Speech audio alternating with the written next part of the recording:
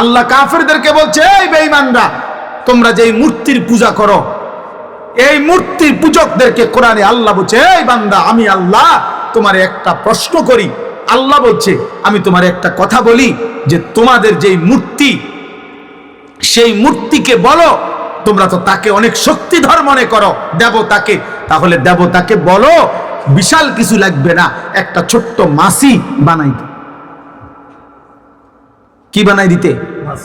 হ্যাঁ, মাছি, মাছি, একটা মাছি বানাই দিতে বলো। কোরআন শরীফে আছে এটা। এরপরে আল্লাহ বলে, আচ্ছা যদি বলো না, আমাদের দেবতা মাছিও বানাইতে পারে না, এর দুর্ক্ষমতা নাই, তো আল্লাহ বলেন, মালিক বলছে, তাহলে হে মানুষ, তোমাদের দেবতাকে বলো যে মাছি বানানোর দরকার নাই, তার গায়ে যখন মাছি বসে এটার কিন্তু তাড়াই দিত। এটা কৌতালে বুঝেন নাই কথা? মাছি যখন বসে তখন মাছিটাকে একটু সরাই দিতে বলো। হ্যাঁ, আছে তো এইটুকু ক্ষমতা? আল্লাহ তাআলা বলে, তাহলে হে বোকা মানুষ, এটুকু বুঝো না? এটুকু বোঝো না যে একটা মাছিও বানাইতে পারে না, যে একটা মাছি তাড়াইতেও পারে না, এত দুর্বল, সে কেমনে দেবতা হয়, সে কেমনে পূজনীয় হয়, সে কেমনে শ্রেষ্ঠ হয়, সে কেমনে মহান হয়?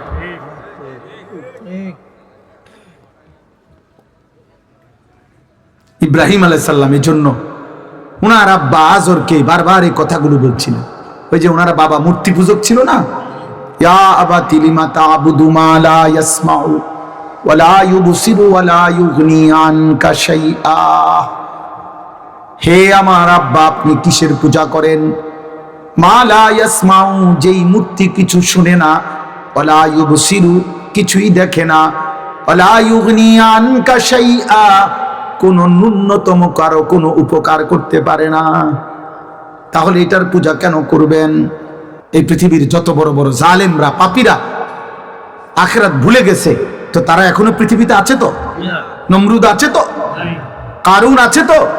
ফেরাউন আছে তো? কারুনের চাইতে বেশি সম্পদ তো আর কারো হবে না। ওয়া আতাইনাহু মিনাল কুনুজি মা ইন্না মাফাতিহাহু লাতানু বিল উসবাতি উলিল কুওয়া। আল্লাহ বলে, কারুনকে আমি এত সম্পত্তি দিয়েছি বান্দা, শোনো, তার সম্পত্তির শুধু চাবি বহন করার জন্য 70 জন সামর্থ্যবান মজবুত যুবকের পিঠ বাঁকা হয়ে যাইত। এটা হলো বিশুদ্ধ তাফসির। মানে 70 জন যুবক কাঁধে করে চাবি বহন করত, ফলে সিমেন্টের বস্তা যেরকম 50 কেজির বস্তা ট্রাকের থেকে গোডাউনে নেওয়ার জন্য কেউ যখন কান্দে লয়, ওই রকম তার যেমন পিঠ বাঁকা হয়ে যায়, এইরকম চাবির বোঝা বহন করতে গিয়ে যুবকের পিঠ বাঁকা হয়ে যেত। তো কোরআন শরীফের আয়াত, হাফিজ শব্দ লগে আছে, আমি না সুন্দর করে পড়তে পারি না। আবু হানিফ ভাই তো, আবু হানিফ ভাই আল্লাহ কবুল করে। আল্লাহ বলেন, এত সম্পত্তি আমি তারে দিছি। আর যেদিন আল্লাহ তারে বলছে, কারুর যাকাত দাও, আমি দিছি তোমারে, ওয়াবতাগি ফীমা আতাকাল্লাহুদ দারাল আখিরা, আখিরাতের পুঁজি তালাশ করো, সম্পদের যাকাত দাও, আমি দিছি। খোদার কসম, কোরআন শরীফে আছে সূরা কাসাসের মধ্যে, কারুন তখন কি বলছে? ক্বালা ইন্নামা উতীতুহু আলা ইলমিন ইনদি। নাফরমান বলছে, মূসা তোর আল্লাহকে বল, আমি আমার এই রাশি রাশি সম্পদ সব আমার বুদ্ধি খাটাইয়া কামাই করছি।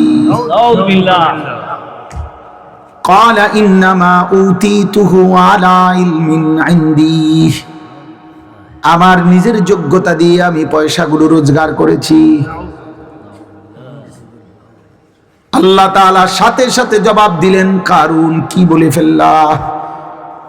নাফরমান, আসমান কার, জমিন কার, চন্দ্র কার, সূর্য কার, রোদ কার, বৃষ্টি কার, তোর দেহের প্রতিটা অঙ্গের শক্তি বল কার? চোখ কে দিল, হাত কে দিল, নাক কে দিল, জবান কে দিল, ব্রেন কে দিল, এই পৃথিবী তোকে কে দিল? সব দিলাম আমি আল্লাহ। আজ বুঝি সব তোর হয়ে গেল।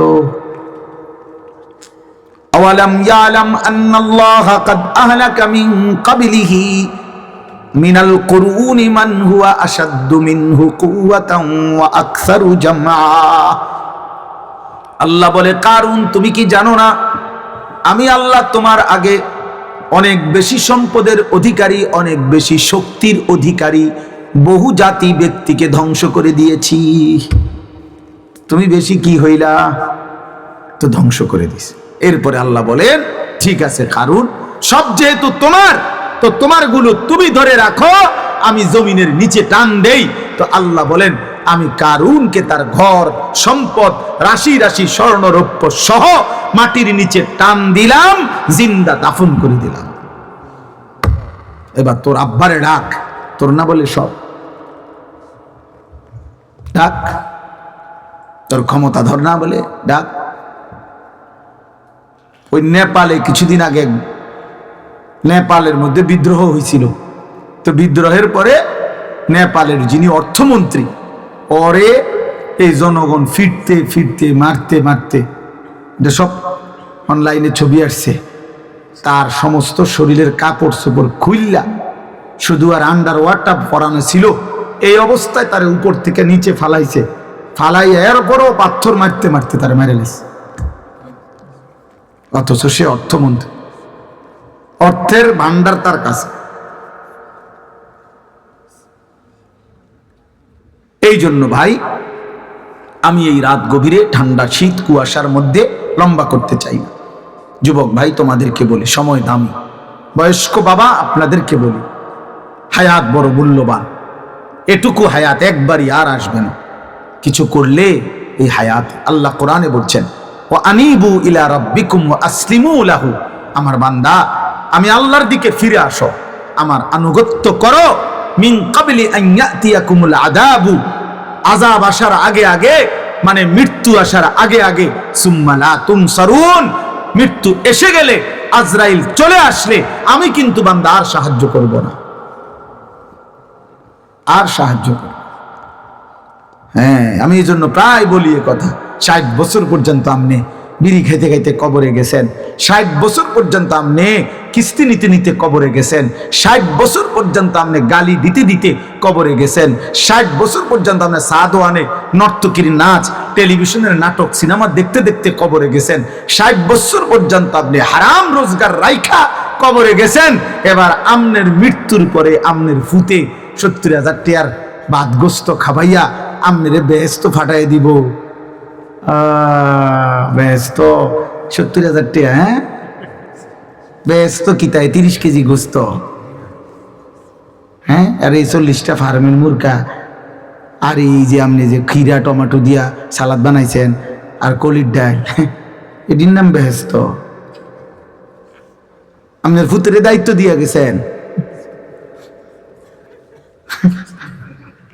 বোঝেন নাই কথা, আপনার ফুতের দায়িত্ব দিয়ে গেছে। আব্বা আমি তো নিজে পারছি না, তুই আমার ব্যস্ত মিলাই দিস।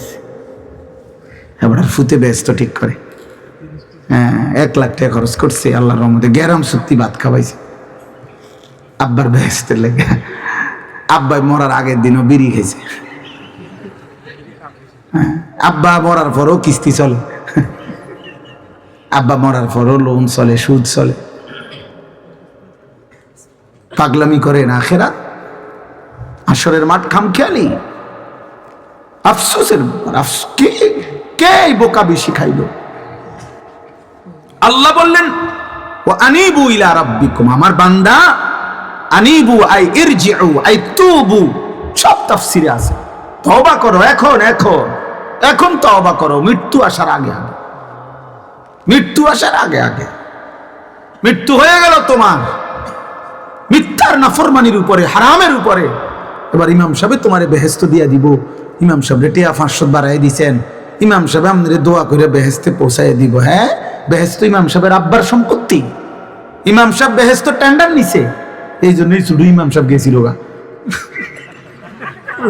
হ্যাঁ, ইমাম সাহেবের বহুত আঞ্জা দিয়ে আনছে, দেখছেন না, ছোট ইমাম সাহেব গেছিল গাছে।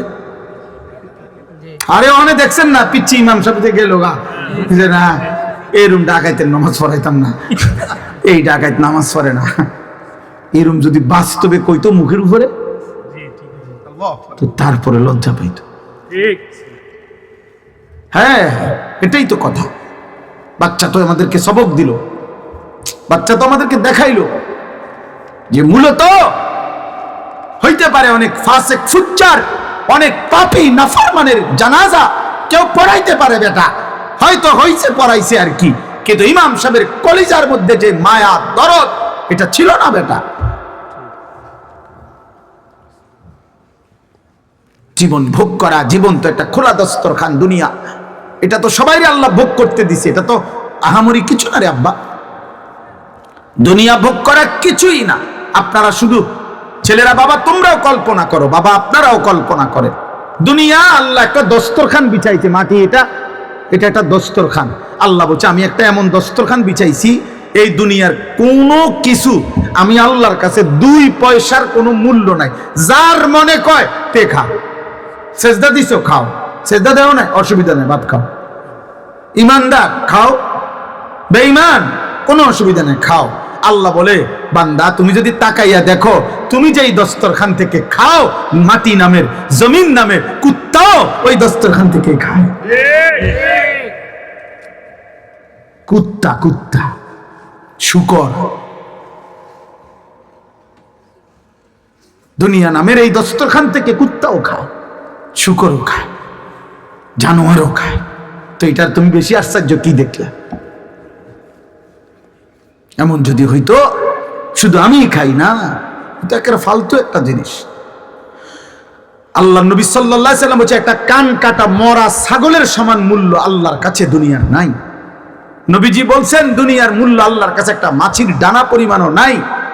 আল্লাহ বলছে কোরআনে, তোমরা যারা আল্লাহকে বাদ দিছো, তামাম দুনিয়াও যদি নিছো তো মনে রাখো মাকড়সার ঘর বানাইছো। কি বানাইছো? মাকড়সার ঘর। মাসালুল লাযীনা ইত্তাখাযু মিন দুনিল্লাহি আউলিয়া কামাসালিল আনকাবুত ইত্তাখাযাত বাইতান। আল্লাহকে বাদ দিয়ে যা করেছো, আল্লাহ বলে বান্দা মাকড়সার মতো একটা ঘর বানাইছো।